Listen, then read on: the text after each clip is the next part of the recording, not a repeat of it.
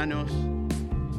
Gracias por la invitación. Qué gusto estar con ustedes en esta mañana y tener este tiempo hermoso de alabanza al Señor. Le decía al pastor Miguel, al entrar se nota mucho gozo en la congregación, y eso es algo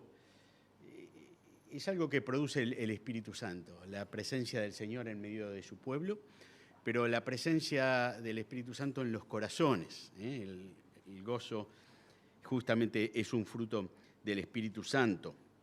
Se mencionó algo de la tarea de la Sociedad Bíblica Argentina, el lugar donde estamos sirviendo ya hace algunos años. En este tiempo, celebrando 200 años de trabajo de la Sociedad Bíblica en Argentina. Para aquellos que no conocen mucho de la historia, hace 200 años en Argentina no había iglesias evangélicas, no había Biblias, no había ni siquiera misioneros. Vinieron mucho tiempo después, solo aquellos primeros hombres y mujeres de la Sociedad Bíblica dispuestos a pagar el precio de sembrar la buena semilla en terreno difícil, pero preparando el terreno a través de la distribución de la palabra y la predicación del Evangelio para que tiempo después llegaran los misioneros y nacieran también las primeras iglesias, las primeras comunidades de fe. En este último año me he estado inmerso en la historia de la Biblia en la Argentina. Canclini obligatorio, meterse a estudiar todo lo que escribió don Arnoldo, y realmente estoy sorprendido de los testimonios de hombres y mujeres de fe. Miren, hermanos, caminamos sobre los hombros de gigantes y queremos hacer todo lo que esté a nuestro alcance para difundir esa historia porque es realmente muy, muy inspiradora. Les pedimos que oren por la tarea de la Sociedad Bíblica, muy amplia, muy diversa, en especial por la tarea de la traducción de la Biblia. Se haya traducido a muchas lenguas de nuestro país, de los distintos pueblos indígenas, y en este momento ya son 8 lenguas, y en este momento estamos con traducción en Antiguo Testamento del Toba del Oeste, que va a ser la tercera lengua en tener la Biblia completa, luego de Wichí, del Pilcomayo y de Tobacón. Y también hemos comenzado con la traducción del Nuevo Testamento en Wichí del Bermejo. Pero también en el mes de diciembre tuvimos la oportunidad de presentar aquí en el Seminario Bautista la traducción completa del Evangelio de Marcos para la lengua de señas argentina, para la comunidad sorda, el mayor grupo inalcanzado con el Evangelio de nuestro país. Así que les pedimos, hermanos, de manera especial que oren por esta tarea y, por supuesto, por la obra de traducción y de publicación y de distribución de la palabra de Dios en el mundo entero.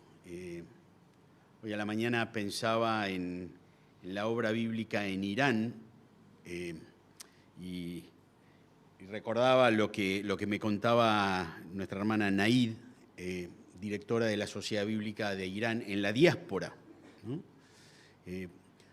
Acerca del testimonio de su padre, que por muchos años fue el director de la Sociedad Bíblica en Irán cuando había libertad y cuando comenzó el nuevo régimen. Lo fueron a ver y le dijeron, bueno, nosotros sabemos de la tarea que usted realiza y que es una persona muy respetada, por eso no podemos hacerle nada de manera directa, pero tenga cuidado porque la calle está peligrosa y en cualquier momento un camión puede perder los frenos y lo puede atropellar. Tuvo que salir del país a Alemania y aún a Alemania enviaron a un sicario para matarlo.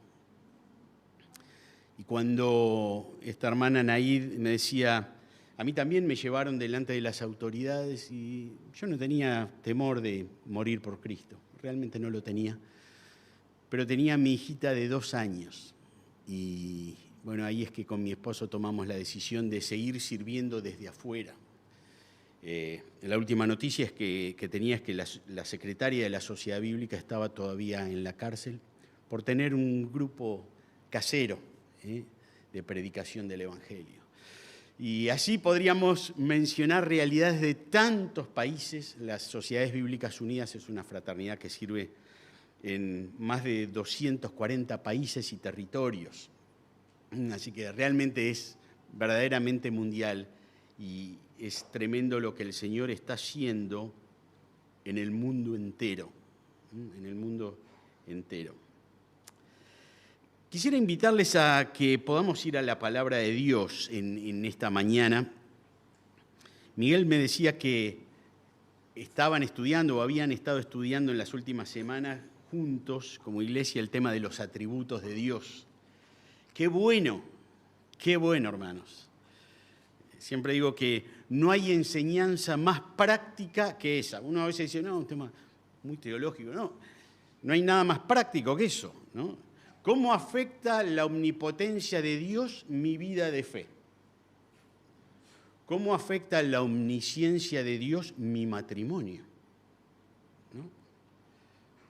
Hay un libro poco conocido de la Biblia. Esta mañana queremos reflexionar en algunos otros atributos de Dios, que a veces son los que menos tenemos en mente.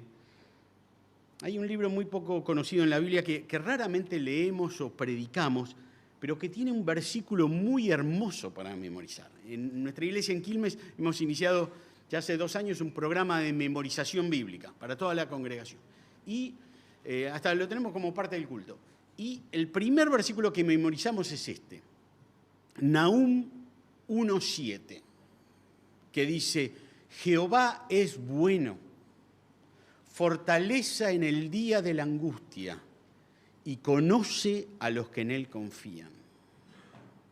Jehová es bueno, fortaleza en el día de la angustia y conoce a los que en él confían.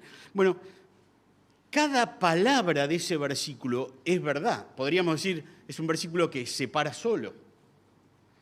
Pero una lectura simple o superficial podría llevarnos a pensar de esta manera. Bueno, Dios es bueno y si confío en Él, Él me va a ayudar cuando yo ande angustiado.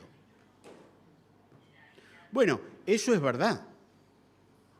Pero quisiera que lo veamos en el contexto para apreciar mucho mejor la profundidad del significado de este texto. Así que te pido que me sigas con tu Biblia y con tu Biblia abierta hasta el final, porque vamos a ir versículo por versículo. Hay verdades duras para escuchar, hermanos, pero un mensaje que puede cambiar tu vida para la eternidad. Nahum capítulo 1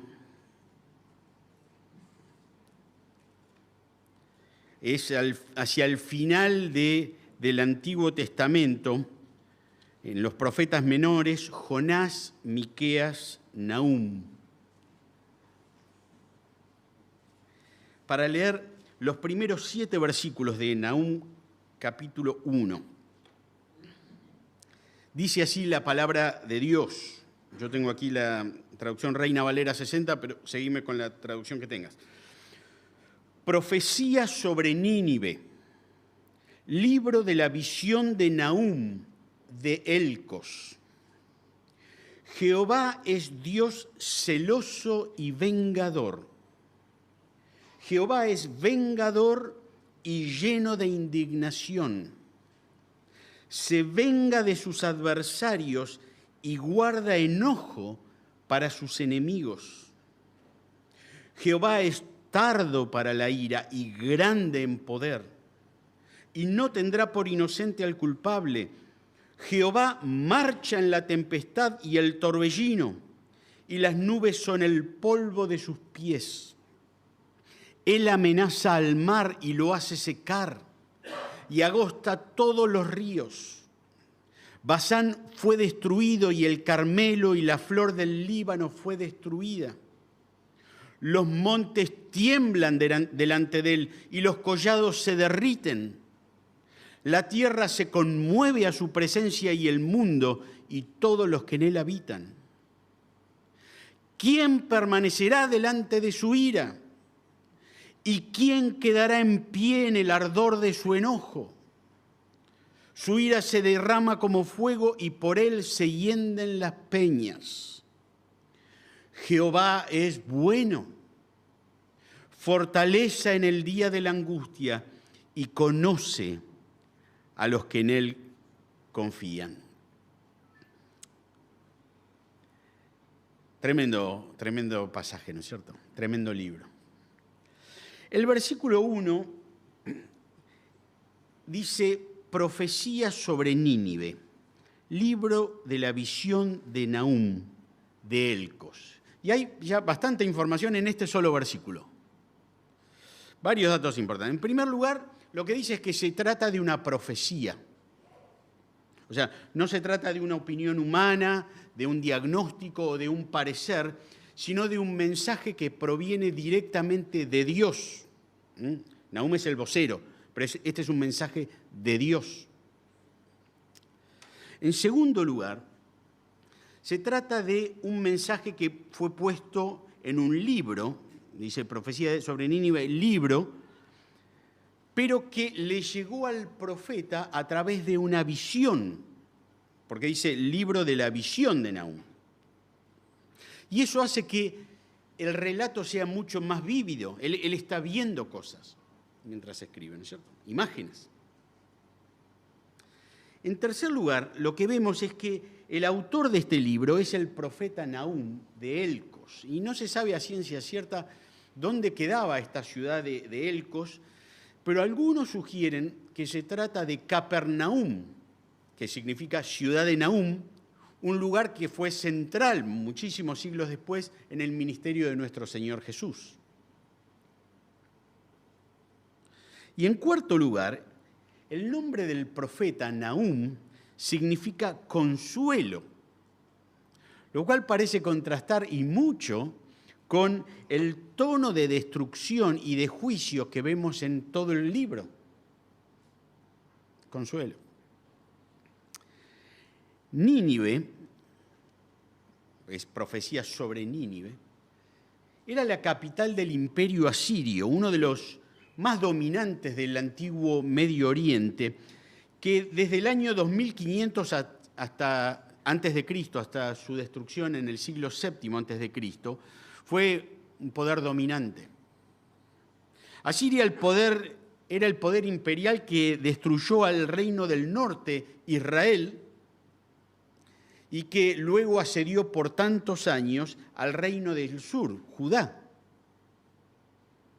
Nínive, su capital y símbolo de su poderío, todavía estaba en sus años de gloria cuando se escribe esta profecía.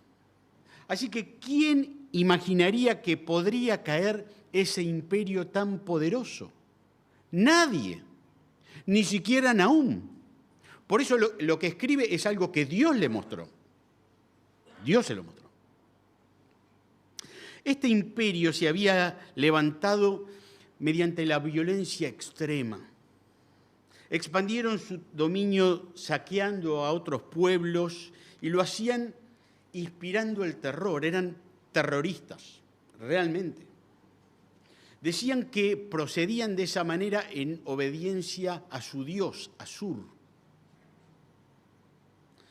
En el Museo Británico, en Londres, se puede ver en una parte, uno de los salones realmente muy grandes, se pueden ver los relieves del palacio de Sennacherib, el famoso rey asirio. Y estos relieves del palacio muestran la conquista de la ciudad de Laquis y representan judíos desnudos, empalados en postes, rampas de sitiar construidas por esclavos judíos que eran obligados luego a atacar a sus propios compatriotas, largas colas de deportados siendo arrastrados. Así trataban los ejércitos asirios a los pueblos derrotados. Empalaban, desmembraban, decapitaban y desfiguraban a los vencidos. Unos 100 años antes de Nahum, otro profeta más conocido, Jonás, fue comisionado por Dios para ir a Nínive, a esa ciudad, a anunciar el juicio de Dios. Ustedes recuerdan la historia. Al principio el profeta desobedece, pero Dios lo llama por segunda vez y el profeta ahora sí obedece. Va a Nínive, predica el mensaje de Dios y hasta el rey se arrepiente. Sorprendentemente, Jonás se enoja con Dios ante la respuesta favorable de esa ciudad. Con estas palabras increíbles allí hacia el final del libro de Jonás. Dice, por eso me apresuré a huir a Tarsis, porque sabía yo que tú eres Dios clemente y piadoso, tardo en enojarte y de grande misericordia. Ahora pues, oh Jehová, te ruego que me quites la vida.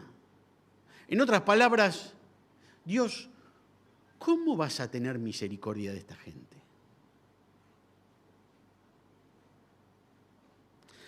Parece que el arrepentimiento de los ninivitas no duró mucho tiempo. Se volvieron aún más sanguinarios y crueles que antes. La ciudad de Nínive ahora había rechazado a Dios y se avecinaba su juicio implacable. Sabemos que los títulos que aparecen en nuestras Biblias no son parte del texto bíblico, no son inspirados, han sido agregados para ayudarnos a entender el tema que se va a tratar en esa sección. En este caso, la traducción Reina Valera pone como título La ira vengadora de Dios. Pero Dios habla hoy, expresa mejor lo que acabamos de leer. Lo titula Himno al poder del Señor. Y la Biblia textual lo titula Santidad Divina. Y creo que están en lo cierto, ya que este pasaje no se trata de Nínive, sino de Dios. Y estos primeros versículos son una composición en forma de himno, en la que cada versículo comienza con una letra correlativa del alfabeto hebreo. Así está compuesto en el original hebreo, ¿no es cierto? Este himno. ¿Qué es lo que dice este himno? Bueno, en primer lugar, lo que vemos es que Dios es justo, celoso y vengador. Versículo 2. Jehová es Dios celoso y vengador. Jehová es vengador y lleno de indignación. Se venga de sus adversarios y guarda enojo para sus enemigos. El lenguaje del versículo 2 es fuerte, ¿o no, hermanos?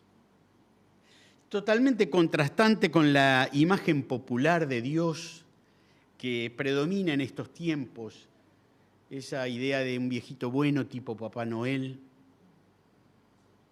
Nada de eso se ve acá. Dice que Dios es celoso y vengador. Normalmente para nosotros la palabra celo tiene un significado negativo, pero no es así cuando se aplica al Dios tres veces santo. El celo de Dios quiere decir que Dios continuamente busca proteger su honor, su propio honor. Nahum no está diciendo algo nuevo que los israelitas nunca hubieran oído, no. Describe al Señor de la misma manera que el Señor se describe a sí mismo. Cuando Dios le da su ley, los 10 mandamientos al pueblo de Israel allí en el monte Sinaí, mirá cómo presenta el segundo mandamiento. Esto está en Éxodo 20. Dice, no te harás imagen ni ninguna semejanza de lo que está arriba en el cielo, ni abajo en la tierra, ni en las aguas debajo de la tierra.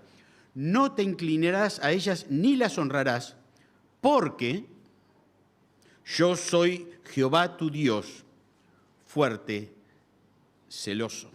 O sea, la base del mandamiento es el celo de Dios. En Éxodo 34, el mismo Dios advierte contra la idolatría con estas palabras. Dice, no te has de inclinar a ningún otro Dios, pues Jehová, cuyo nombre es celoso, Dios celoso es. O sea, Dios dice, este es mi nombre. Dios quiere recibir adoración de manera exclusiva, pero no por un capricho personal, sino porque Él es el único Dios. Amén. Mi honra no la daré a otro, dice el Señor. Dios ordena, hermanos, que nuestros afectos sean enteramente suyos. Jesús dijo que el primer y gran mandamiento es: amarás al Señor tu Dios con todo tu corazón, y con toda tu alma, y con toda tu mente. Todo. No una parte. Dios exige lealtad absoluta, y si no la tiene, su juicio caerá sobre nosotros. Como dice Deuteronomio 4, porque Jehová tu Dios es fuego consumidor, Dios celoso. Bueno, podemos entender en función de lo que explicamos recién que Dios se llame a sí mismo celoso, pero vengador. Sí, vengador. Sí. Y si alguien se espanta con esta idea, el texto lo quiere dejar bien en claro, así que lo repite 3 veces en el mismo versículo. ¿Lo ves? Jehová es Dios celoso y vengador. Jehová es vengador y lleno de indignación. Se venga de sus adversarios y guarda enojo para sus enemigos. No vengativo, o sea, inclinado a tomar venganza por cualquier agravio, sino vengador, que ejecutará venganza. Tomar su venganza es su derecho como Dios y le pertenece solamente a Él. El apóstol Pablo iba a escribir muchos años más tarde: no os venguéis vosotros mismos, amados, sino dejad lugar a la ira de Dios. O sea, correte, dejale lugar, porque escrito está: mía es la venganza, yo pagaré, dice el Señor. Pero Dios no es solo vengador, sino también lleno de indignación. Esta expresión, lleno de indignación, literalmente significa Señor de la ira. Qué poco escuchamos hoy en día hablar de la ira de Dios, ¿no es cierto? En general, no hablo de nuestra iglesia local, sino en el mundo cristiano. Algunos cristianos creen que atribuir actitudes de ira a Dios es como atribuirle una falta o un defecto. Si Dios es amor, decimos, ¿cómo podemos hablar de la ira de Dios? Yo recuerdo hace un tiempo estudiando la palabra con una familia realmente muy querida en otra provincia. Hablábamos de este tema y la mujer decía, hacía poco que habían empezado a estudiar la Biblia, pero yo no lo puedo aceptar como la ira de Dios. ¿Podríamos hablar de una irita? Pero tenemos que ir a la Biblia y no a nuestra propia imaginación. Como escribió A.W. Pink, una mirada a la concordancia nos revelará que en las Escrituras hay más referencias al enojo, el furor y la ira de Dios que a su amor y benevolencia. La ira de Dios es una perfección divina tan importante como su fidelidad, su poder o su misericordia. No es un defecto en Dios, sino todo lo contrario, es una de sus perfecciones. La indiferencia hacia el pecado, esa sí es una falta moral. Pero en Dios no hay ninguna falta. ¿Cómo podría Él, que es infinitamente santo, hacerle la vista gorda al pecado?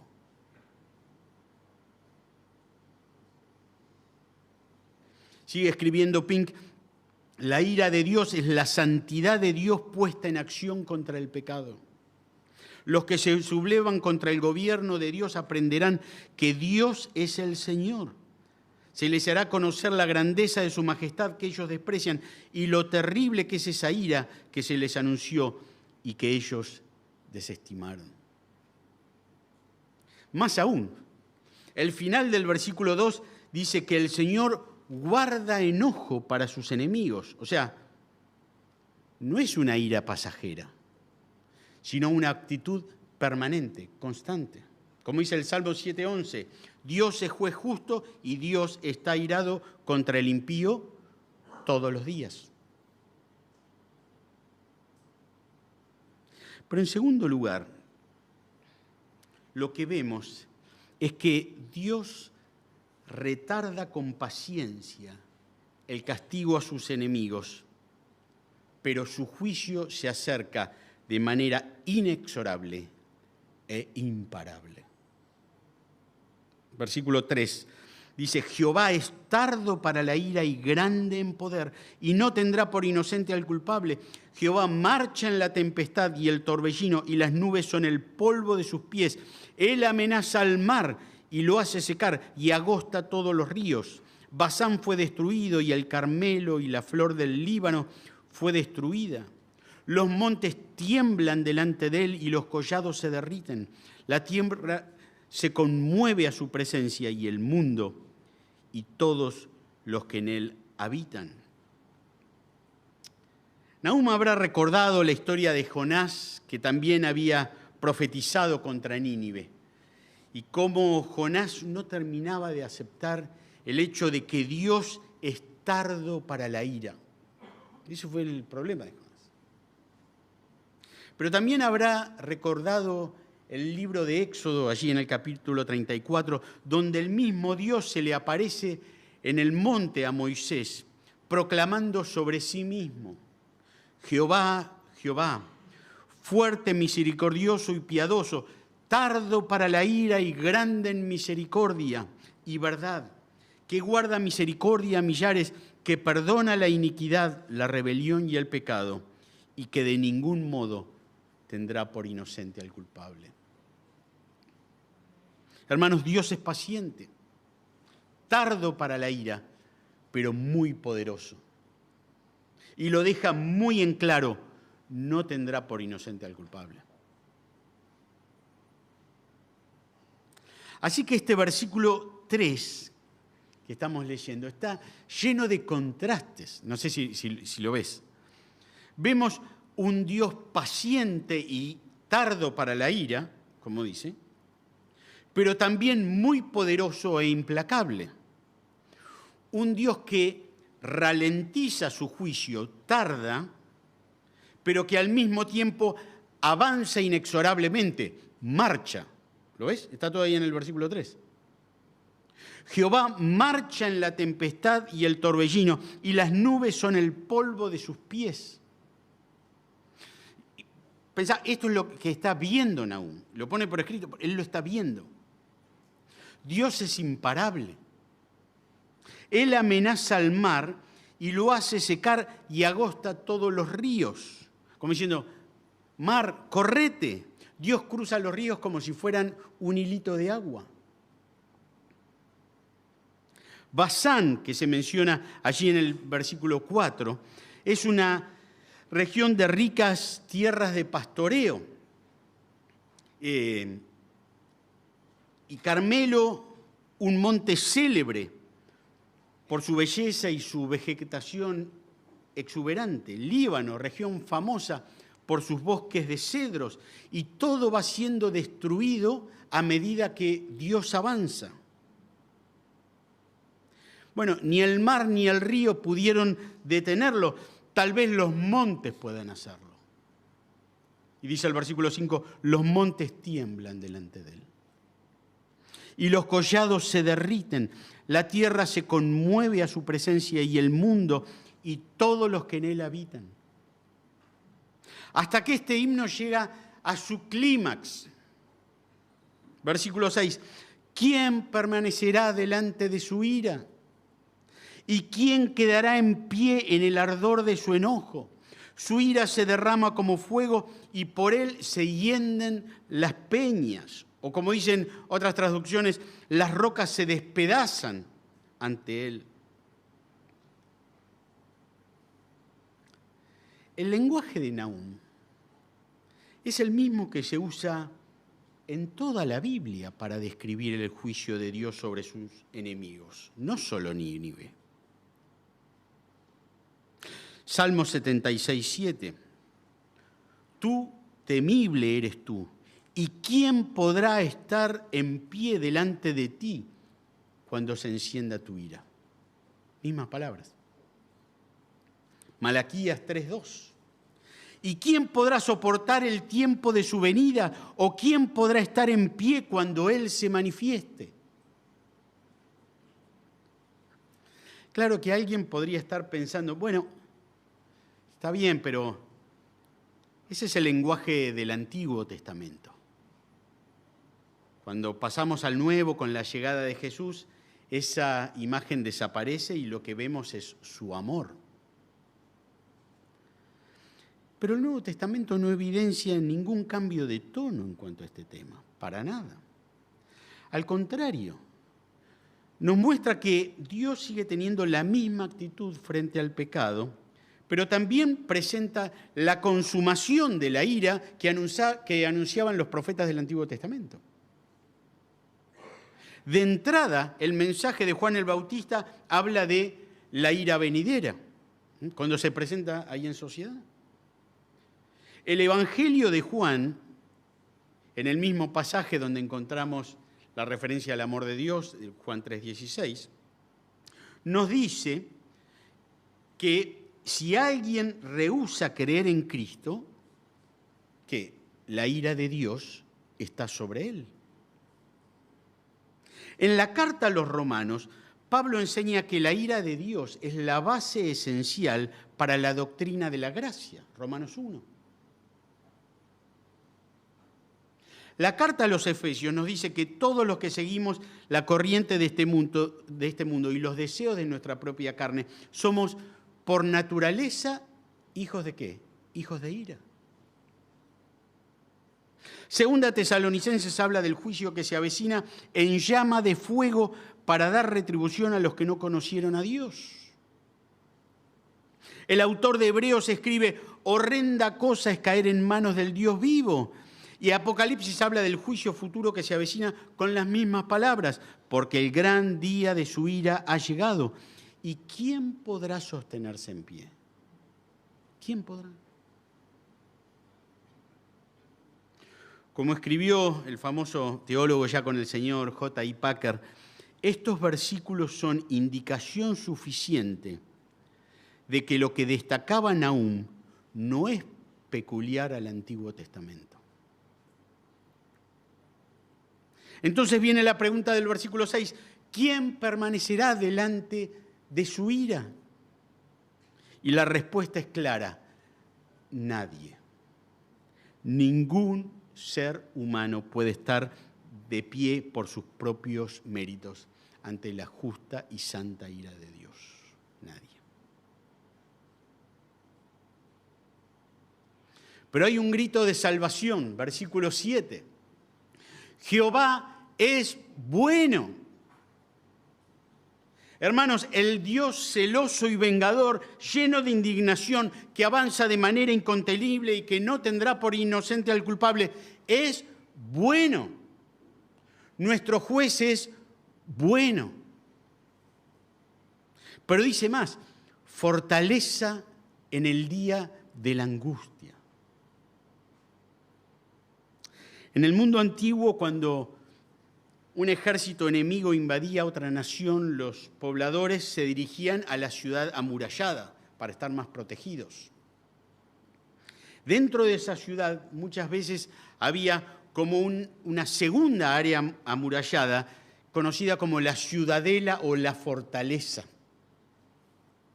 Esa fortaleza tenía paredes dobles, era la mejor protección que los habitantes podían tener, las paredes dobles de la fortaleza. Nahum dice que el Señor es esa fortaleza en el día de la angustia.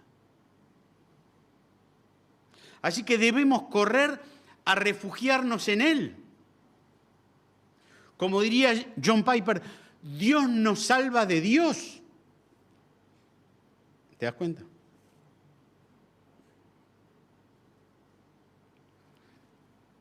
De verdad Él salva en el día de la angustia, de verdad. El Señor Jesús, la noche en que fue entregado, fue a un lugar llamado Getsemaní. Y el relato dice que tomando a Pedro y a los dos hijos de Zebedeo, comenzó a entristecerse y a angustiarse en gran manera. No era una angustia común, para Jesús era el día de la angustia. Así lo expresó: mi alma está muy triste hasta la muerte. Ya lo anunciaba 700 años antes el profeta Isaías: angustiado él y afligido. No abrió su boca, como cordero fue llevado al matadero. Fortaleza en el día de la angustia. Desde la cruz el Santo Hijo de Dios clama: Dios mío, ¿por qué me has desamparado? ¿Dónde está la fortaleza? ¿Dónde están esas paredes dobles?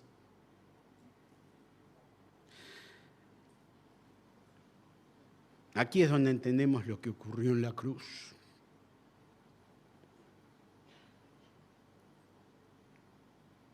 La ira de Dios es algo que los ninivitas y nosotros merecemos. Pero Dios, en su infinita misericordia, proveyó un sustituto para nosotros.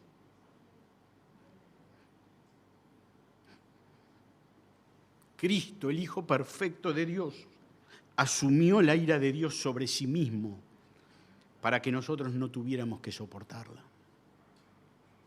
Podemos decir que Dios desamparó a su Hijo para ser nuestra fortaleza.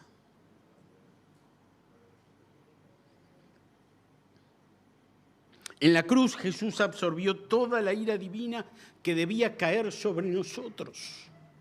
Él fue herido por nuestras rebeliones, molido por nuestros pecados. El castigo de nuestra paz fue sobre él y por su llaga fuimos nosotros curados. Cristo soportó la ira que Nahum describe, una ira tan feroz que los montes tiemblan, las rocas se parten. Y esta imagen tal vez nos ayuda a comprender cuán profundo y terrible fue el sufrimiento de Jesús en nuestro lugar. Jesús oró en el huerto de Getsemaní: Padre, si es posible, pase de mí esta copa. Era la copa de la ira de Dios, la misma que estaba destinada a nosotros. Sin embargo, Cristo voluntariamente la bebió hasta la última gota para que vos y yo pudiésemos ser reconciliados con Dios. Amén. Para terminar, hermanos, la caída de Nínive es un tipo del juicio final que vendrá sobre el mundo cuando Cristo regrese.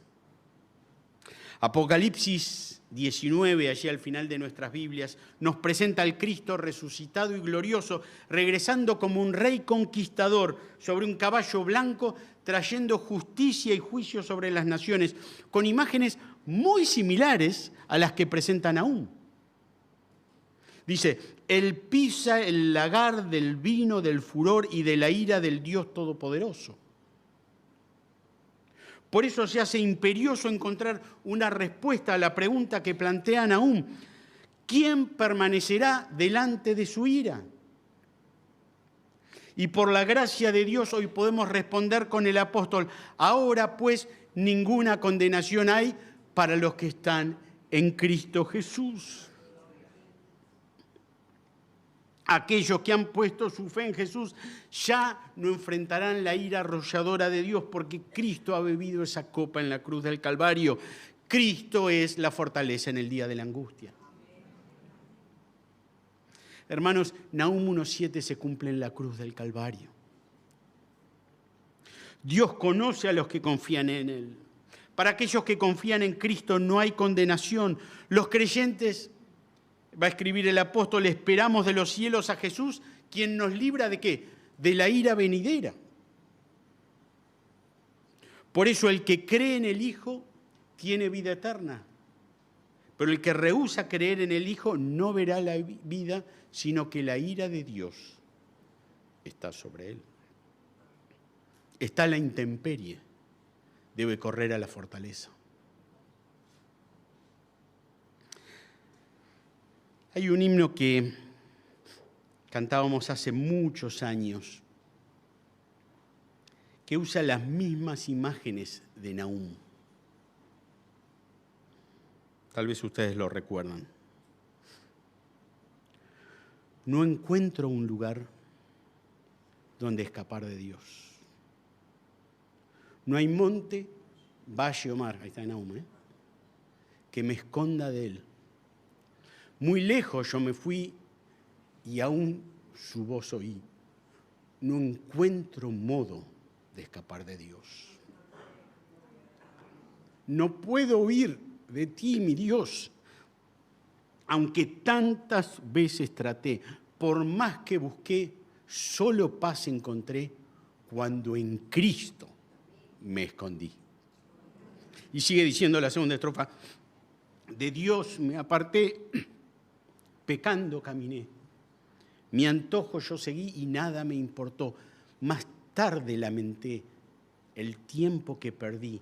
Qué tonto fue querer huir de Dios. No puedo huir de ti, mi Dios, aunque tantas veces traté.